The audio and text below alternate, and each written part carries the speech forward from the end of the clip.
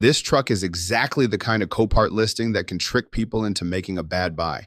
At first glance, it actually looks decent. It's a black 2019 Silverado crew cab with the 5.3 V8, and visually, it doesn't look smashed up.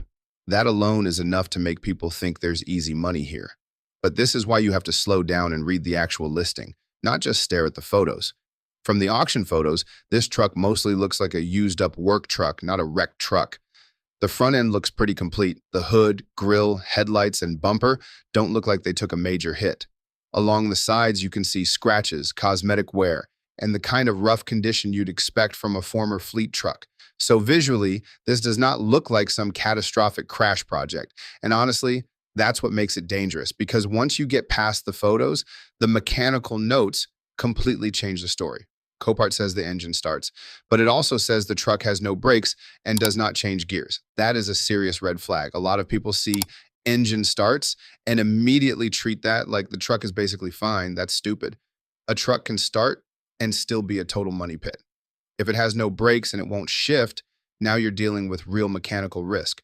That could mean brake system issues, transmission issues, driveline issues, electrical issues, or more than one problem stacked together. And this truck already has just under 218,000 kilometers on it.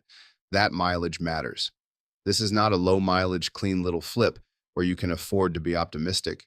This is a high kilometer former fleet truck, which means it was probably used hard, driven by multiple people, and kept working for as long as possible.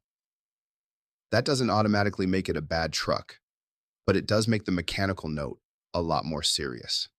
Now, to be fair, I still understand why someone would want to bid on it. It's a Silverado. It has a real resale market. It doesn't look heavily wrecked. Parts are easy to get. And if the problem somehow turns out to be smaller than it sounds, there could still be an opportunity. But that's the trap. People start imagining the best case scenario before they've respected the worst case scenario. Cosmetically, this truck is not terrifying. A lot of the visible issues look like normal work truck wear. Scratches, dents, interior wear, cleanup, maybe some paint correction. That part is manageable. The real problem is the mechanical side. If the no brakes issue is simple and the shifting problem is something minor, maybe you're okay. But if this truck needs real transmission work, real drivetrain work, or multiple systems repaired together, the profit can disappear fast. And once that happens, you're left with a high kilometer ex-fleet Silverado that looked cheap in the auction, but ended up expensive where it actually matters. For me, this is not a normal flip buy. I would only even consider it if the purchase price stayed brutally low. Not looks cheap low, I mean truly low enough that I could survive bad mechanical news without getting buried. If bidding climbs into the range where you need everything to go right, I'm out immediately. So my verdict on this truck is simple. I would pass unless I could buy it for pure diagnosis gamble money. The body doesn't scare me, the listing notes do. And on a truck with this mileage and fleet history, that's enough for me to stay away.